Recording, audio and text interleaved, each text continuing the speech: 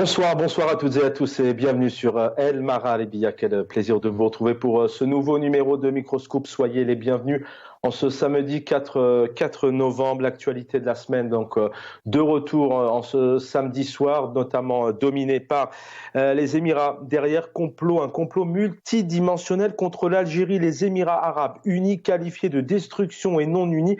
Voilà les quelques titres, gros titres, qualifiés de violents, insultants, anti-diplomatiques, qualifiés par le quotidien El Khabar. C'était donc mardi dernier. On en parle ce soir avec nos invités. Donc un article où notamment on évoque El Merzen qui a proposé apparemment aux Émirats le service d'anciens terroristes marocains, entre parenthèses, qui ont combattu avec Daesh pour déstabiliser l'Algérie. Point d'intégration, fin de citation. On parlerait aussi de 5750 éléments terroristes, plusieurs éléments, les tentatives notamment de Haftar. D'ailleurs, le président algérien a répondu, Haftar et son fils, donc la Libye, d'inonder l'Algérie, entre autres de drogue. On va essayer de comprendre qu'est-ce qu'il y a derrière ce nouveau rebondissement. On se souvient dernièrement, notamment au mois de juin, dans la nuit du 20 au 21 juin, donc En-Nahal, sur son site internet, donc avait annoncé donc l'expulsion de l'ambassadeur émirati d'Alger, démenti par le pouvoir algérien. En-Nahal a retiré son article et quelques semaines après, c'était courant juillet, El Khabar donc a annoncé de nouvelles accusations qui, à l'époque, donc il y a quelques semaines, en juillet, donc ces accusations étaient restées, et puis de nouvelles accusations. On va essayer bien évidemment d'évoquer les relations entre les deux pays, mais surtout réellement pourquoi aujourd'hui il n'y a pas de réaction aussi du pouvoir algérien, pourquoi cette question politique n'a pas été évoquée. On se souvient de cette interview enregistrée, donnée par le président Tebboune à plusieurs presses, une petite dizaine de presses, dont le rédacteur en chef d'El Khabar, qui, je le rappelle, quelques jours avant avait donc lancé ces accusations. Eh bien, en aucun cas, aucune question a été posée ce soir-là. Donc, on y revient avec nos invités, bien évidemment, la forme, comment une presse peut-elle être aussi violente et injurieuse, même si on sait aujourd'hui qu'elle est très proche du pouvoir. Mais voilà, qui tient réellement aussi ce pays? Et puis, le pouvoir algérien est-il aussi fragilisé? Aussi fragilisé? Est-il en fuite et incapable de faire face notamment de telles situations pour passer par un média? Et puis l'actualité notamment de la semaine a été dominée par cette grande date qui dit novembre, dit 1er novembre 54. On va y revenir avec nos invités au niveau de plusieurs questions, même si toute l'équipe de la rédaction a consacré donc mercredi, jeudi, hier, vendredi, toute une série d'émissions avec mes confrères. Eh bien, place aussi aux invités. Ce soir, ils donneront aussi leur avis un peu sur cette grande date du 1er novembre 54, de quoi il s'agit pour eux, mais surtout depuis 69 ans, où est cette Algérie dont nous parle le président Tebboune et qu'il qualifie de nouvelle Algérie avec plusieurs annonces, notamment le chef de la nation, Salah Goudjin, qui parle de grands changements vers la démocratie, d'une bonne gouvernance, d'un pays ouvert. On va en parler avec nos invités. Allez, il est 19h04, place aux invités. Avec nous, Abderrahim Moussaouer, enseignant, militant politique. Merci d'être là. Bonsoir. Bonsoir Chaban, bonsoir à tous les téléspectateurs de El Mara Libya, l'équipe technique et à tous ceux qui nous regardent.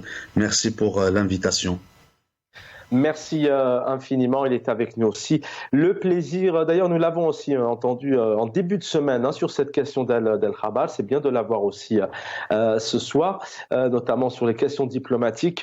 Il est aux États-Unis. Hamid Lelou, bonsoir. Bonsoir, c'est Chaban, bonsoir à ton invité, bonsoir à tout le monde et surtout bonsoir à nos amis maghrébins. J'ai entendu dire que la chaîne est suivie très très bien par nos amis du Maroc et de la Tunisie. Donc bonsoir tout le monde. Merci infiniment pour ce message. Effectivement, vous faites bien de le souligner car vous êtes des millions à suivre la chaîne effectivement à travers par le satellite et à travers le monde, énormément au Maghreb bien évidemment, mais pas que. Abderrahim Moussaouel, je vais commencer par vous. Une nouvelle sortie, El Khabar, on en a parlé encore cet été, ces accusations, d'abord dans la forme des accusations d'abord qualifiées d'insultants, antidiplomatiques. Comment le pouvoir peut-il laisser passer ça au sein d'un média, alors qu'on rappelle tout de même que c'est un pouvoir qui est très vigilant, la moindre petite virgule parfois, c'est un pouvoir qui est amené vraiment à faire fermer une presse comme ça, d'un instant à l'autre, voire à demander sur la même affaire, je le rappelle, dans la nuit du 20 au 21 juin, d'abord à ce que Ennahar à l'époque retire ce même type d'informations, en tout cas ce même type de dossier, c'était le même dossier, vous allez en parler, et puis le limogeage derrière, d'ailleurs, ça a fait aussi la une des médias dans le monde, un ministre de la communication qui a été limogé en pleine nuit. Abderrahim Moussaouer. Il me semble que la question médiatique en Algérie, notamment les médias qui sont non seulement acquis au régime, mais qui sont dans les rouages du système, qui sont dans la poche, si j'ose dire, du système en Algérie, que ce soit le Khabar ou un autre organe de presse, ils font un jeu, c'est un jeu du système, celui d'essayer de réorienter la question, l'opinion nationale, c'est-à-dire les questions véridiques, les questions réelles, les questions existentielles concernant les libertés fondamentales en Algérie, le respect de la personne humaine, de la dignité de la personne humaine, le côté économique, la crise économique, sociale, culturelle, c'est-à-dire multidimensionnelle, dont l'essence est bien sûr c'est la crise de légitimité, d'indépendance et crise de gouvernance politique. Je pense que ce n'est pas la dernière fois, c'est-à-dire ce n'est pas la première, et ce ne sera pas non plus la dernière fois qu'on va assister à ce genre de situation qui essaye c'est-à-dire de créer un buzz médiatique, parce que la donne, ou plutôt les données politiques en Algérie sont toutes autres. Rappelons aussi que pourquoi les Émirats, quelle est la place de l'hégémonie, quelque part, l'hégémonie de la prise de décision des Émirats au sein du pouvoir algérien, qui les a ramenés, qui a même mis en place un semblant de relation profondément économique entre l'Algérie et les Émirats, si ce n'est en réalité des relations à sens unique. C'était Bouteflika à l'époque qui avait ouvert la voie de bout en bout à ces Émiratis, qui ne font en réalité, je parle des princes des Émirats, de ces principautés qui viennent piller les richesses d'Algérie, notamment dans le Sahara, et les produits du terroir, les animaux, le habara, le l'outarde, les antilopes qu'on a dans le sud algérien, qui leur a ouvert la porte, c'est bien le régime en Algérie. Aujourd'hui, nous avons un des médias alliés du système qui essaie de tendre c'est-à-dire une perche pour qu'on sorte des réelles questions. Aujourd'hui, c'est lié intimement à des positions à l'international. Lorsqu'on voit ce qu'il se passe au Moyen-Orient, en Palestine, avec un système algérien, un système néocolonial, dont les discours sont aux antipodes de la réalité et des aspirations populaires. Donc, pour s'éloigner un peu de ces réalités qui peuvent lui porter préjudice, bien sûr, on utilise une certaine presse aux ordres, et le Khabar en est le meilleur exemple. Vous gardez encore la parole. 2-3 minutes, vous évoquez un élément qu'on a évoqué en début de semaine. D'abord, il y a ce terme de complot. Effectivement, le pouvoir algérien, c'est un terme qu'il utilise depuis plusieurs années, depuis plusieurs décennies. Encore une fois, on revient ici à peut-être à cet ennemi, à cette main étrangère. Un avis là-dessus, il y a, et d'ailleurs Hamid Lelou aussi, je lui demanderai aussi son avis, il y a bien évidemment des relations conflictuelles c'est ça la diplomatie entre plusieurs pays, etc. Mais l'Algérie fait appel souvent, utilise en tout cas énormément ce terme de complot, de main étrangère. Vous pensez que c'est des termes qui sont volontairement utilisés? Donc peut-être de fait, pour suivre un peu votre raisonnement, quand vous parliez peut-être de submersion, peut-être d'essayer de faire en sorte que le peuple se préoccupe pas de l'essentiel de son quotidien, mais s'intéresserait peut-être plus à ce genre de polémique. Absolument. Créer toutes sortes de diversions ne nous empêchera pas de dire qu'aujourd'hui, tel que se présente, c'est-à-dire ce qu'appellent les occidentalistes la géopolitique, aujourd'hui le contexte géopolitique, le contexte régional et même international ne nous empêchera pas de dire qu'il n'y a pas de complot, qu'il n'y a pas de danger qui guette sur l'Algérie. Ça a toujours été le cas. Et tu viens de le préciser, Chaban, que effectivement, il peut y avoir même au cœur des relations diplomatiques, des relations très restreintes entre certains pays. Il peut y avoir des crises, il peut y avoir des problématiques liées parfois à certains éléments du langage, à certains engagements qui ne sont pas tout à fait ou forcément respectés par les uns ou par les autres. Et je pense qu'aujourd'hui, ce qui pourrait poser problème aussi, c'est le fait d'avoir, depuis de longues années, d'avoir été sous la mainmise quelque part, c'est-à-dire les décisions politiques même à l'international. On a un système en Algérie qui, à chaque fois qu'il veut se prononcer sur les questions internationales, sur les questions même en Algérie, revenons même à la Coupe du Monde au Qatar il y a presque un an de cela, où on avait interdit le drapeau amazigh, donc ça concerne directement l'Algérie, directement ou indirectement. Donc ce que je voulais dire, c'est que au milieu de ce brouhaha international aujourd'hui, bien sûr, rien ne nous empêche de dire qu'il y a des dangers qui guettent sur l'Algérie, qu'il y a des complots à l'international. Ça existe, mais le meilleur moyen de faire face à cela, c'est toujours de revenir à écouter les aspirations de son peuple. Parce qu'aujourd'hui, lorsqu'on a un système néocolonial qui se trouve dans une rive et le peuple dans une autre rive, bien sûr qu'il ne peut pas y avoir de confiance, il ne peut pas y avoir la construction d'une cohésion sociale ou même d'une cohésion entre les gouverneurs et le gouverné. La première des étapes pour avoir une légitimité, pour être écouté et même de dire face à ceux qui peuvent ou ceux qui veulent créer des problèmes diplomatiques, vous dites, vous tenez des propos. Moi, en Algérie, en tant que système, bien sûr, nous avons une légitimité populaire, nous avons été désignés par le peuple, nous avons le peuple derrière nous, et lorsqu'on a le peuple et la terre comme légitimité, comme émanation, on n'a peur de rien, bien sûr, c'est normal. Merci, restez avec nous, Abdelrahim Moussaouar. Hamid Lelou, bon, vous pouvez bien évidemment réagir sur un peu la forme, ces termes utilisés. C'est pas une première, notamment pour les presses, mais même si on prend l'APS par exemple, l'agence presse-service du Palais El Mouradia, qui avait de manière assez injurieuse qualifié des médias étrangers dans la couverture, notamment des feux cet été. Mais peut-être au-delà de la forme, une question peut-être pour vous. Pourquoi est-ce qu'aujourd'hui, politiquement, d'un point de vue politique, le pouvoir algérien ne répond pas à ce genre de une? Pourquoi est-ce que politiquement, on n'entend personne? Le ministère des Affaires étrangères, il l'avait fait, je le rappelle, au 20 juin dernier, en limogeant totalement un ministre en pleine nuit. Il l'avait fait aussi en demandant à Ennahar, en imposant à Ennahar d'enlever son texte, alors qu'une presse, je rappelle aux téléspectateurs, peut faire donc j'ai oublié les termes, un rectificatif, mais n'est pas obligé d'enlever, alors que là on lui a imposé. Hamid Lelou. Alors, le problème de la relation de ce régime algérien avec les monarchies du Golfe, ou bien de son comportement vis-à-vis de leur agissement et de leur comportement, revient au début des années 90.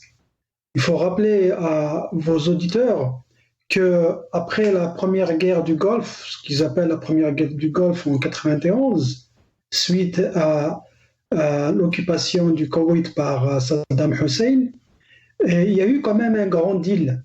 Le deal, c'est que les Américains, ils ont dit, bon, on vient, on va vous sauver, on va vous protéger, mais il y a un prix à payer, il n'y a pas que l'argent. Et comme ça, de tête, je peux vous donner un chiffre entre 20 et 30 000 hommes américains sur le territoire du Golfe ou dans les eaux, avec CENTCOM qui est un grand commandement militaire, la 5e flotte de la marine, plus les navires qui viennent d'arriver récemment, ceux qui étaient là-bas. Donc, et du coup, ces monarchies, et en particulier le Qatar et l'UAE, sont devenus une sorte de, pas de porte-parole des Américains, mais c'est des éléments qui travaillent par procuration.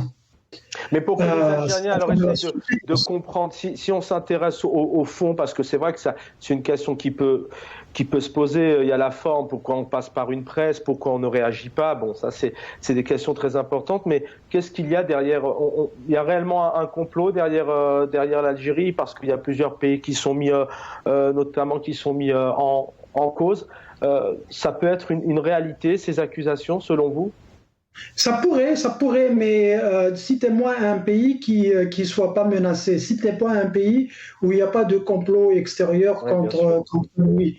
C'est le cas de tout le monde. Tous les pays complotent. Comment vous analysez ce scénario ?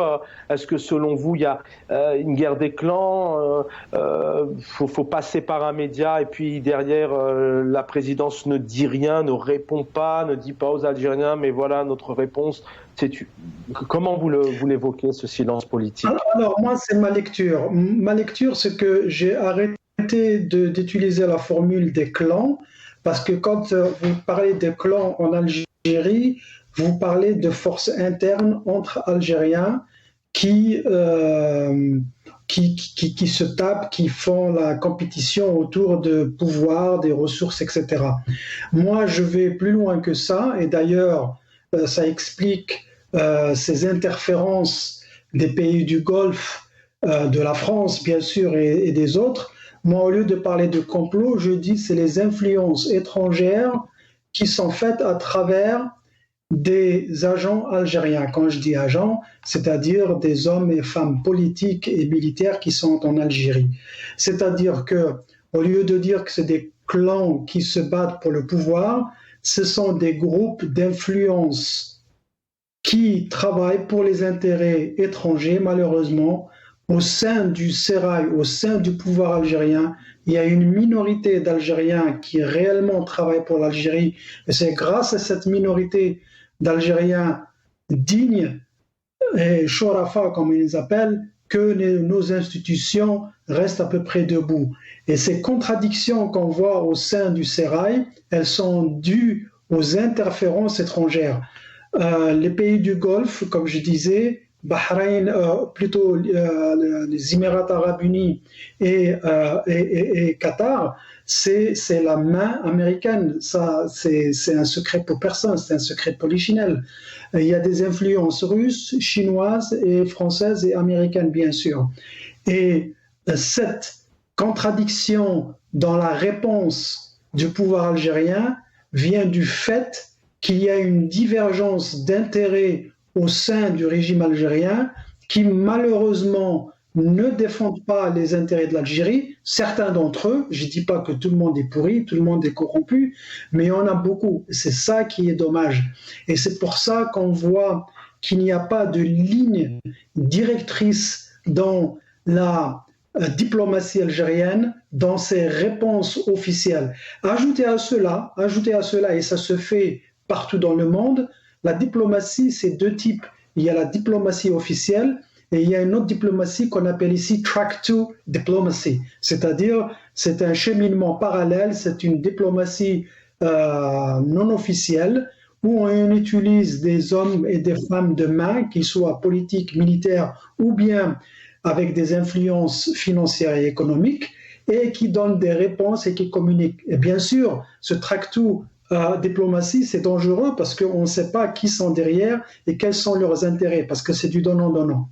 En résumé, pour ne pas aller dans tous les sens, ces réponses faibles de la part de l'Algérie démontre et dénote de la faiblesse du pouvoir algérien qui malheureusement ne peut pas faire face même à UAE, un pays qui existe que depuis les années fin 70, Koweït, UAE, Qatar et tout ça, c'est des petites parcelles qui sont devenues un petit peu des influences. Et ces influences, c'est dû à l'argent, bien sûr, au pétrole et au gaz, mais c'est dû au fait qu'il y a un pacte avec les Américains. Comme je disais, les Américains, ils aiment bien utiliser de la sous-traitance pour régler leurs problèmes. Ils ne le font pas toujours de manière frontale et directe. Peut-être un mot encore sur cette diplomatie. C'est ce que vous évoquiez il y a encore quelques semaines et puis quelques mois maintenant, depuis avec ce contexte géostratégique très très difficile que vit le monde malheureusement maintenant depuis plusieurs mois, avec une intensité, d'abord ce qui se passe au Proche-Orient, mais aussi avec ce conflit, le conflit qui a été déclaré par la Russie. Face à l'Ukraine, on a vu tout de même une Algérie, un pouvoir algérien, des militaires algériens très présents en termes de diplomatie, des rencontres, des rendez-vous. Mais c'est vrai que ce ne sont que des rendez-vous.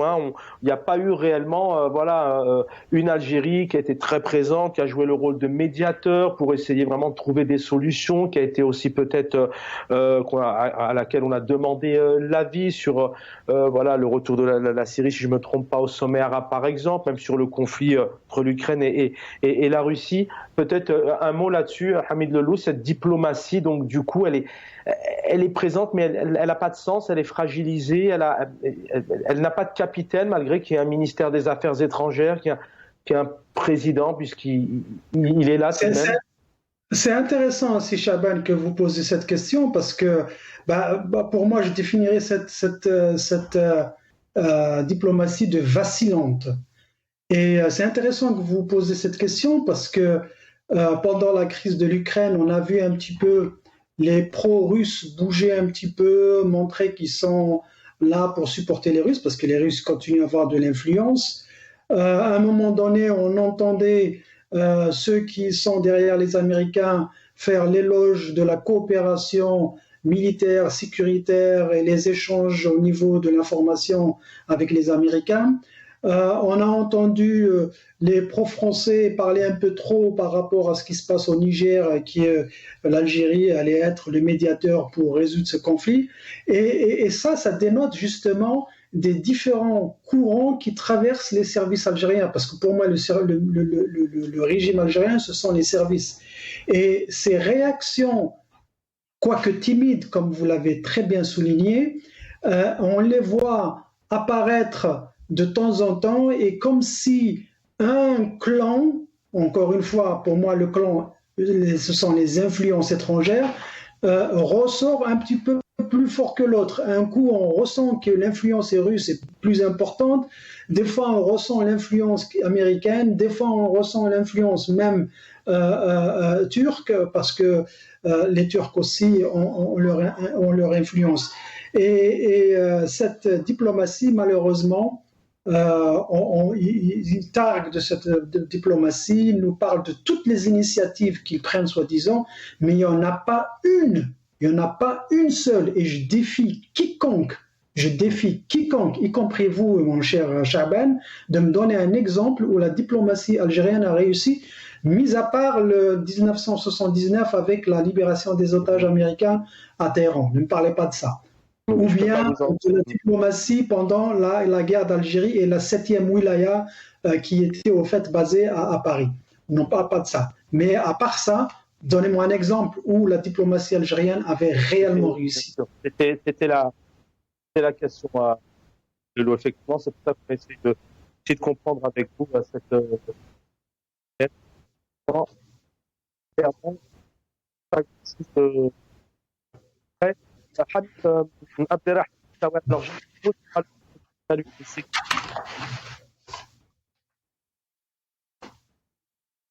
dans l'ombre, de me faire le retour. Abderrahim Moussaouer, peut-être un mot pour clôturer, entre parenthèses, même si la deuxième partie est liée bien évidemment, mais sur cette diplomatie, sur ce qu'on aussi peut-être sur la forme. Vous êtes enseignant, c'est une question qui est revenue. cette semaine, comment on peut aussi, d'un point de vue de message, d'écriture, de mots, qu'une telle presse qui est tout de même lue et vue, aussi qu'on puisse affliger ça à des futurs journalistes, à des futurs enseignants, à des Algériens, des Algériennes. Voilà, avant de passer à la deuxième partie. C'est vrai que cette question langagière me tient toujours à cœur, notamment dans les discours politiques, dans l'usage des mots, des expressions, mais aussi dans le discours médiatique, que ce soit en Algérie ou avec toutes ces catastrophes langagières, avec toutes ces trahisons langagières dites aujourd'hui, notamment dans plusieurs pays de l'Occident, vis-à-vis de ce qu'il se passe à Gaza, en Palestine. Alors, ce que je voulais dire, puisque je suis quelqu'un aussi qui ne peut pas avancer dans ses analyses, dans sa vision de la politique ou de la situation politique actuelle, sans que je fasse un retour, peut-être sans que je ne jette un coup d'œil sur la question de l'histoire. Rappelons-nous de cette diplomatie algérienne, lorsque la cause algérienne, lorsque la guerre de libération algérienne a été inscrite à l'ONU, à l'Organisation des Nations Unies, par Hosseini Hamdallah, par Mohamed Yazid et bien d'autres diplomates algériens à l'époque, comment le reste du monde, c'est-à-dire, je ne parle pas des alliés de la France coloniale de l'époque, les autres pays ont épousé la légitimité mais aussi la noblesse de la cause algérienne. C'est parce que nous avions des hommes et des femmes qui tenaient de vrais discours politiques, qui tenaient des discours de responsabilité éthique, plutôt que d'aller chercher des discours, des termes qui s'inscrivent dans le populisme tel qu'on le voit, tel qu'on l'a vu récemment à l'Assemblée nationale en Algérie. Et le lendemain de l'indépendance, jusqu'à aujourd'hui, il faut faire la différence entre position diplomatique et action diplomatique. La position diplomatique, si j'ose dire, je peux même le dire jusqu'à aujourd'hui, il y a un héritage. Si miraculeusement le seul élément qui n'a pas été trahi, ou peut-être duquel la diplomatie algérienne n'a pas dévié, c'est les positions vis-à-vis de l'international, notamment le non-alignement, mais vous avez aussi l'inscription dans des dimensions de respect de la personne humaine, etc., ce qui n'est pas le cas, ce qui n'est pas respecté au niveau local en Algérie. En parlant de la diplomatie, permets-moi, Chaban, de rendre un grand hommage à cette plus grande diplomatie en Algérie qu'on appelle la diplomatie populaire. La diplomatie populaire qui, de part de sa silmia, qui a ébahi le monde dans les marches, les manifestations par des millions d'Algériens pacifiques qui sont sortis pacifiquement dans les rues, c'est aujourd'hui que nous entendons le retentissement de ce hirak dans toutes les rues du monde, notamment en soutien à la cause palestinienne. Parce que lorsqu'il s'agit du soutien apporté au peuple, lorsqu'il s'agit d'un véritable ou d'une véritable volonté de changer radicalement et pacifiquement la situation politique dans un pays, et lorsqu'un peuple parle, lorsqu'un peuple se prononce pacifiquement, tous les peuples du monde se reconnaissent là-dedans. Donc aujourd'hui, au-delà de cette diplomatie en Algérie qui a repris des personnages qui étaient le malheur de l'Algérie, notamment la honte langagière à l'international, nous avons un peuple de l'autre côté qui fait magistralement sa diplomatie populaire. Merci à tous les deux. Restez avec nous. Donc la deuxième partie maintenant de l'émission, mais vous allez comprendre aussi que, bien évidemment, c'est lié le 1er novembre 54.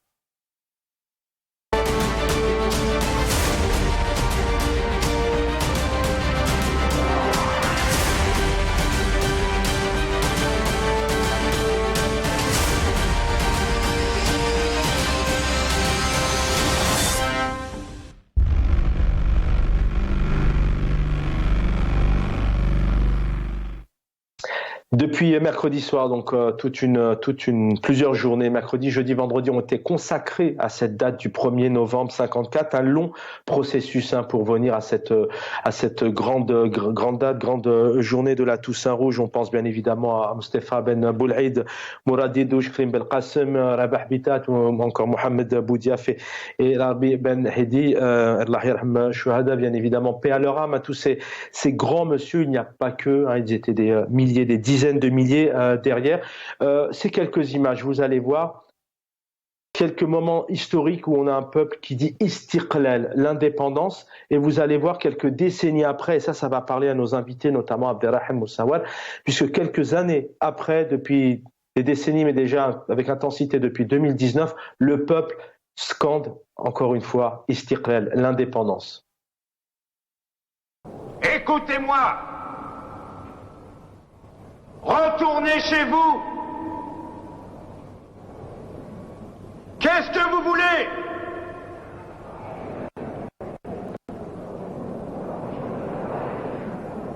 الاستقلال روحوا بلادنا الاستقلال الاستقلال نحبوا حريتنا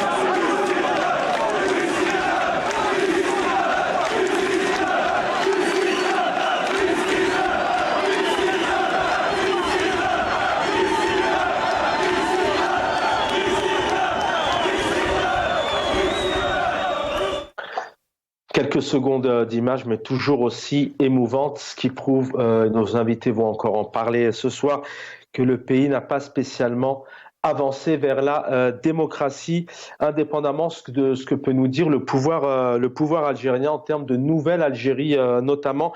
Je vais vous reprendre Hamid Lelou. D'abord, quelques mots. Cette première date, voilà, dans les grandes lignes, parce que j'aimerais aussi avoir un peu votre avis maintenant sur ces années qui passent et ce peuple aujourd'hui en 2023 qui aspire à une autre Algérie. Mais si je vous dis 1er novembre 54, ça vous évoque quoi?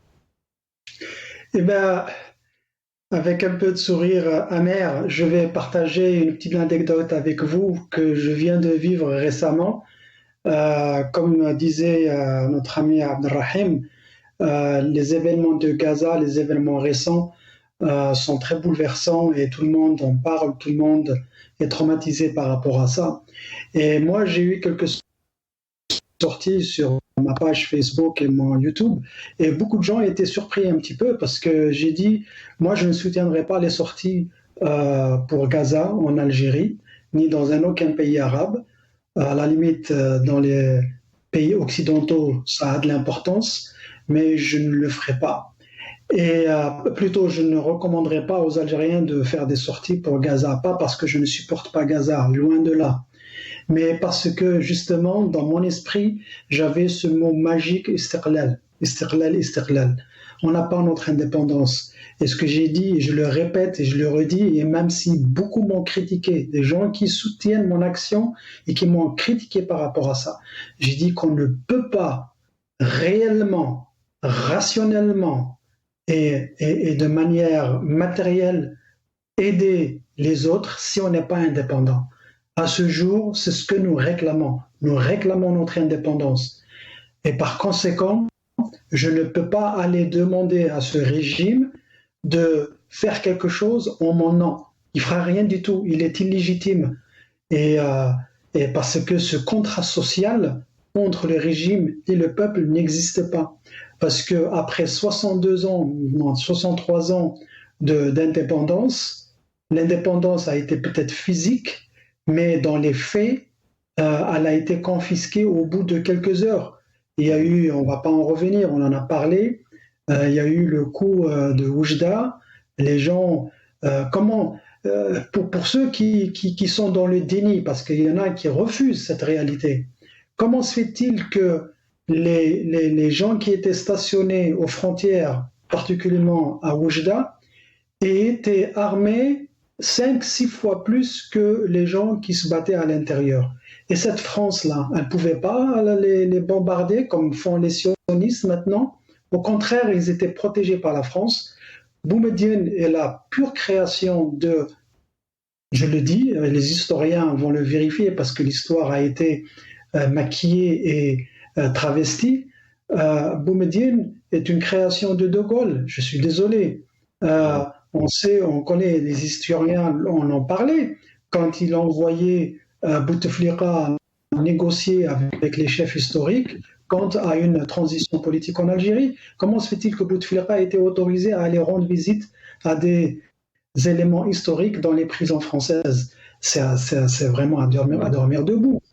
Comment se fait-il que ni Boumediene ni aucun de ses subalternes n'ait été inquiétés pendant qu'ils étaient à la frontière, ils jouaient au foot, ils amassaient l'argent et le matériel et ils préparaient le coup pour l'après-indépendance. Donc, on ne l'a pas, elle a été confisquée et à ce jour, moi personnellement, je ne reconnais pas ce régime. Nous n'avons pas d'État algérien. Nous avons une bande de mafieux qui ont confisqué les institutions. Et qu'est-ce qu'elles font? Elles gèrent au jour le jour, mais on continue à subir les mêmes dictats, la même politique française qui était appliquée sur les Algériens dans les années 50 et 60. On continue à la faire, mais avec des mains soi-disant algériennes. Donc, 1er novembre, moi je ne le fête pas. C'est un souvenir. Mais c'est un souvenir qui reste amer. C'est une victoire qui reste amère et on doit reprendre notre indépendance. Le jour où on reprendra notre indépendance, à ce moment-là, on pourra l'apprécier et la vivre. La vivre en construisant le pays. Parce que, dites-moi, qu'est-ce qui a été fait dans les 60 ans? À ce jour, et je passerai la main à notre invité, toutes les cartes postales, toutes les vidéos de marketing pour l'Algérie, ce sont des constructions françaises. Je suis désolé. On voit Alger, Annaba, Constantine, Oran, et toutes des constructions françaises. On dit voilà l'Algérie, belle Algérie, c'est beau, qu'est-ce qu'on a. Et ou bien ils vont nous montrer le sud algérien avec des choses qui sont complètement naturelles. C'est un don de Dieu. Donc arrêtons de nous mentir à nous-mêmes. Et mettons-nous au travail, libérons ce peuple. Il faut que ce peuple se libère pour pouvoir apprécier notre pays. Merci Hamidolou. Je reviens à vous. On continue les échanges sur cette deuxième actualité de la semaine. On va écouter ici Ben Khedda, paix à son âme, notamment, donc c'est le président du GPRA. À l'époque, il disait clairement que voilà, l'armée devait être au service du peuple. On l'écoute et on fait réagir nos invités. L'armée est au service de la nation. C'est-à-dire qu'elle est sous l'autorité directe et absolue du gouvernement qui exprime la souveraineté nationale. Elle n'est pas la source du pouvoir selon l'idée simpliste qui confond force armée et origine du droit et du pouvoir. Cette origine ne peut être que le peuple. C'est là un principe de base de notre révolution et de toute démocratie. Abderrahim Moussaouer, on a écouté cette semaine, oui, donc en ce 1er novembre, le président du Conseil de la Nation, Monsieur Goudjil, hein, qui dit clairement que l'Algérie connaît une forte dynamique dans le changement démocratique, des grandes réformes, une réelle transparence, une belle gouvernance pour le peuple. Et rapidement, il y a quelques, c'était le 5 juillet dernier, donc 2023, au sein de l'APS, de l'indépendance à la nouvelle Algérie, on nous dit, après les années sanglantes de la guerre d'indépendance qui ont mis un terme à la brutale et violente colonisation française, l'Algérie goûte aux bienfaits de l'indépendance, un vent de fierté, d'espoir et d'optimisme, hein, nous disait ici le président Tebboune, un souffle d'optimisme qui souffle sur le pays, qui s'est mis à la construction de son État, les grandes espérances, je vais vite, il fait bon vivre, donc en Algérie, c'est grâce au caractère social notamment de ce 1er novembre 54, les messages et les revendications du Hirak, donc ont tout été réalisés dans les 54 engagements donc du président algérien, et puis un président brillamment élu après un scrutin libre. Définition de la démocratie, 1er novembre 54, Abderrahim Moussaouer, 1er novembre 2023, 69 ans après, on a le message ici de Ben Khedda, toute l'histoire que vous connaissez, on a Salah Goudjil qui nous disait ces mots, et puis il y a quelques semaines, on a encore ces mots du président. Elle en est où cette Algérie aujourd'hui, sachant que vous parlez d'un système toujours néocolonialiste, hein? Absolument. Si tu me permets, Chahban, je voudrais dans un premier temps rendre hommage à l'Akhdar Bourgar Berhmo qui nous a quittés le 4 novembre 2020. Lui qui était un militant anticolonialiste et anti-néocolonialiste après l'indépendance, aux côtés d'Aït Ahmed, aux côtés de Messili, aux côtés de toutes celles et tous ceux qui ont continué le chemin de la libération. Je voudrais aussi rendre hommage à Sadr Hajras qui nous a quittés le 3 novembre 2022, lui qui était aussi une sommité de la lutte anticoloniale et qui a bien sûr poursuivi sa lutte politique pacifique et qui a formé des générations et des générations de militants. Ce que je pourrais dire, c'est que moi qui suis au même titre que des millions d'Algériens, je suis le petit-fils de deux martyrs. Et quand je rien que penser à cette date du 1er novembre, le 5 juillet, le 18 février, le 19 mars, etc., je peux dire que nous sommes un pays, nous sommes une nation et on ne peut pas bien sûr chacun peut avoir sa façon de voir les choses, mais moi je ne peux pas dire que je ne pourrais pas fêter ou célébrer toutes ces dates qui sont marquées avec des lettres d'or, avec avec beaucoup de sang qui a été versé durant la guerre d'indépendance, mais bien avant, dans l'histoire de l'Algérie. Je pense que c'en est une autre fierté, une fierté pour nous d'appartenir, de dire que nous venons d'Algérie, que nous sommes des Algériens et nous sommes un pays dont le peuple, à un certain moment, après toutes ces tentatives pacifiques, politiques, etc., qui n'ont pas abouti à cause des affres imposés par le système colonial à l'époque, ce peuple a décidé, à partir de novembre 1954, de prendre les armes pour libérer le pays. Nous avons eu l'indépendance en 1962 grâce aux martyrs de la guerre de libération, mais grâce à toutes celles et tous ceux qui ont participé de près ou de loin, sans oublier nos frères marocains, nos frères tunisiens et tous les peuples qui ont soutenu et aidé, ne serait-ce psychologiquement, l'Algérie à l'époque.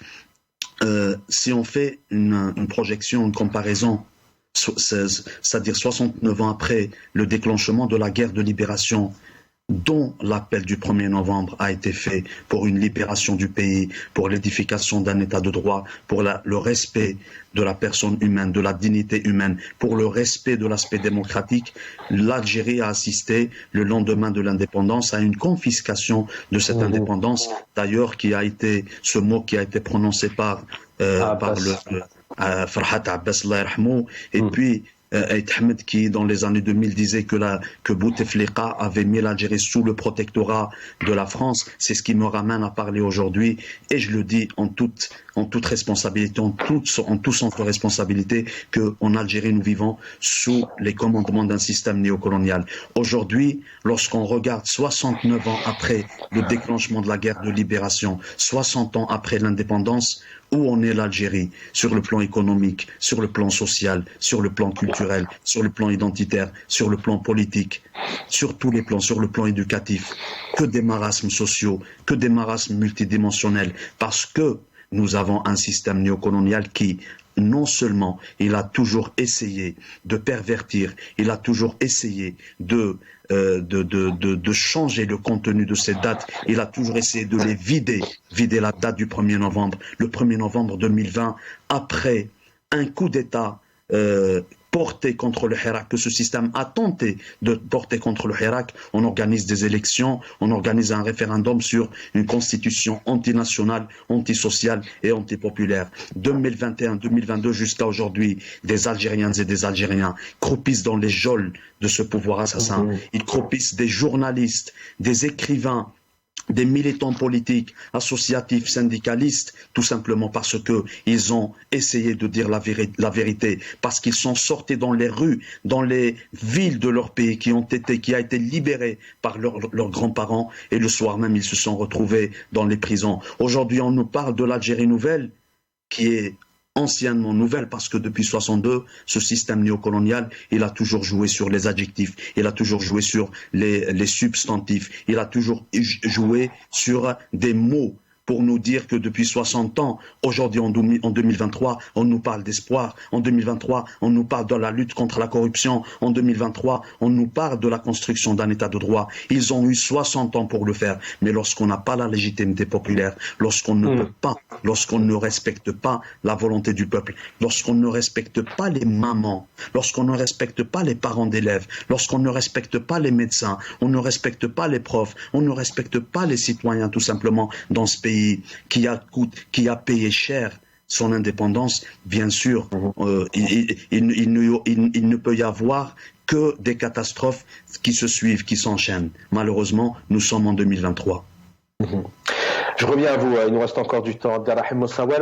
Hamid Lelou, vous aviez effectivement commencé un peu à tracer, à donner quelques éléments de votre bilan, en tout cas de cette Algérie que vous visualisez, que vous voyez, que vous vivez aujourd'hui à différents niveaux, puisque je rappelle, c'est aussi un de vos combats à tous les niveaux, chaque jour. On a d'un côté, voilà, un chef de la nation qui nous dit ces mots. Dernièrement, l'APS est entrée même en campagne électorale maintenant depuis plusieurs mois, en évoquant vraiment des choses que je ne vais pas relire, que je viens de dire, qui sont claires. On vient d'entendre Ben Reda, à son âme, qui revient sur cette armée au service de la nation. Il y a le congrès d'Assoumam, Daoulam, Madaniya, Machi, Askaria, mais même si on a un pouvoir qui d'un côté dit l'inverse, on se rend compte aujourd'hui que le peuple est toujours là à scander Daoulam, Madaniya, Machi, Askaria.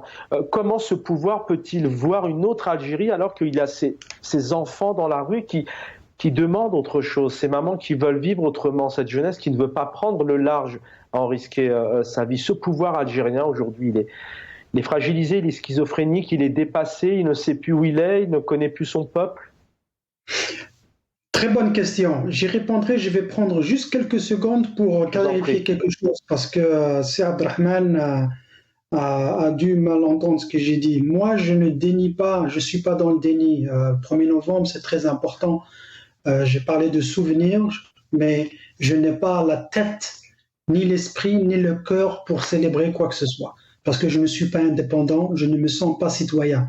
Si lui, il se sent citoyen algérien, moi, je ne vois pas de citoyenneté algérienne parce que nous n'avons pas de dignité. On est commandé par des moins que rien. Je vais lui donner une autre information. L'histoire est tellement teintée, tellement travestie et trafiquée que la date du 5 juillet, c'est une fausse date. L'indépendance, c'était avant le 5 juillet. C'était pendant... Les gens se battaient, les gens de l'intérieur qui se battaient contre la frontière pour arriver jusqu'à l'indépendance et la célébrer le 5 juillet. Mais je pense que l'indépendance, c'était le 2 ou le 3 juillet. Déjà. Donc, il faut vraiment revoir notre histoire. Et beaucoup de noms et de places et d'événements ont été omis de notre histoire. Et plus tard, quand on aura notre indépendance réelle, et dans la pratique, on célébrera beaucoup de choses. Il n'y aura pas que le 1er novembre et le 5 juillet. Ça, c'est d'un côté. De l'autre côté, Madaniya Machi Askaria, vous savez, comme vous le savez, si Chaban, j'ai enseigné dans les universités militaires américaines et je continue à donner des conférences. D'ailleurs, mon prochain article qui parle du néocolonialisme en Afrique va être publié, il a été accepté par par l'université militaire américaine. Donc, je sais de quoi je parle. Les militaires américains, je ne fais pas l'éloge des Américains, mais eux, ils font la distinction entre le politique et le militaire. Et un des officiers m'a dit, je veux dire pourquoi nous, les militaires, on ne fait pas de la politique, parce qu'on a peur de faire de la politique. La politique, c'est un ennemi. Le politicien, c'est un menteur. Un politicien, c'est un roublard. Un politicien, c'est un manipulateur. Et le militaire, je ne dis pas qu'ils sont parfaits, mais les militaires, pour qu'ils puissent faire leur travail correctement, il faut qu'ils se concentrent sur leur travail. Parce qu'un autre officier me disait « Hamid, tu peux nous donner tous les cours que tu veux, j'enseigne sur les relations internationales et la résolution des conflits. Mais est-ce que tu peux nous donner du temps? Parce que 24 heures par jour ne suffisent pas. 24 heures par jour ne suffisent pas aux stratèges américains pour réfléchir et planifier. Alors que nos grabataires vieillissants, ils passent leur temps à faire des discours ridicules à la télé et à distribuer des médailles à des sportifs. Quand est-ce qu'ils ont le temps de planifier? Quand est-ce qu'ils ont le temps de faire des choses militaires? Quand est-ce qu'ils ont le temps de travailler sur les choses importantes liées à la sécurité de la nation? Quand? Parce qu'ils ne font pas. C'est pas eux. C'est ça le problème du militaire et du civil. Et en plus de ça, contrairement à ce que beaucoup de gens disent, les militaires et le civil, il y a deux écoles. Il y a l'école Huntington qui dit que le civil a la primauté sur le militaire, mais il y a aussi une autre école, j'ai oublié le nom de Jackinson, qui elle dit le militaire et le civil travaillent ensemble. Et c'est possible. Le civil n'est pas l'ennemi du militaire. Les civils, il a une stratégie, il peut réfléchir sur les besoins du pays et comment y arriver. Et il y a des moments où on a besoin du militaire, mais le militaire, il va s'occuper de tout ce qui est opérationnel, opération militaire, en accord avec l'agenda monté, ficelé, travaillé par les civils. Et après, c'est des négociations, croyez-moi, c'est des négociations entre civils et militaires, parce que, en fin de compte, il s'agit de quoi? Il s'agit d'argent. Combien tu me donnes pour que je puisse réaliser ton projet? Tu veux que je sécurise les frontières? Oui, je vais le faire. Il me faut tant d'argent, tant d'hommes et tant de matériel. Et c'est comme ça que les civils travaillent avec les militaires. Il n'y a pas de compétition, il y a une complémentarité, ils s'entraident et ils travaillent ensemble. Et c'est ça le problème de certains militaires algériens, ils ne le comprennent pas. Ils auront plus de succès s'ils s'occupaient seulement des choses militaires. Merci Hamid Lelou. Abderrahim Moussaouel, l'ironie du sort, c'est que 48 heures avant les mots de Salah Goudjil, eh bien, on avait Abdelmajid Tebboune qui, plus de 4 ans après, s'est offert un tout petit bain de foule en allant inaugurer notamment 2-3 infrastructures, notamment une gare ferroviaire, mais qui était déjà construite du temps des Français, si je me trompe pas. En tout cas, pays militarisé, puisque son chef d'état-major était à côté de lui. On a évoqué cette question, est-ce qu'il entre en campagne? Mais en tout cas, la question que je vous pose là, le peuple est encore là, le chemin va être long, puisque ce Daoula Madania, Machia Askaria est toujours présent, puisqu'on a encore vu en début de semaine que Abdelmajid Tebboune ne pouvait pas se balader, ne pouvait pas sortir sans son chef d'état-major. Moi, il me semble que ce président désigné par la junte militaire en 2019, qui avait promis de rendre visite à toutes les wilayas, qui n'a pas bougé d'un iota, qui aujourd'hui, quelques mois, disons une année avant les élections présidentielles de 2024, il va s'offrir un bain de foule à Djelfa, dans une wilaya d'Algérie. Moi, ce que je peux, c'est-à-dire la façon dont je peux qualifier cela, ce n'est qu'une insulte. C'est l'une des plus grosses insultes au peuple algérien. Ça veut dire, après avoir menti, ce système néocolonial qui s'inscrit dans le mensonge d'État, continue d'essayer d'amadouer, d'infantiliser le peuple. Et j'ai aussi deux autres éléments à dire. Au lieu d'écouter Salah Goudjil et tout, je voudrais bien rappeler un élément qui a été dit par Abdelhamid Mehri, qui disait que ce système qui nous gouverne en Algérie, il veut nous ramener à une situation aujourd'hui, il veut nous ramener à une époque, à une période où le peuple algérien prendrait le risque de dire que l'indépendance était une erreur. Et je rappelle aussi les propos de Bourghar Berahmou, qui a dit en 2019, peuple algérien, enfants d'Algérie, faites attention, ce système, il veut vous faire détester l'Algérie. Et je rappelle en dernier lieu que la citoyenneté est un combat quotidien. Ça veut dire on se bat pour être considéré comme étant un citoyen libre. C'est un combat éternel, un combat quotidien. Merci, un combat éternel et quotidien. En tout cas, c'est ce que fait le peuple algérien, le Hirak, maintenant depuis plusieurs années, plusieurs décennies. Et depuis février 2019, il y a eu ce rebond. Voilà.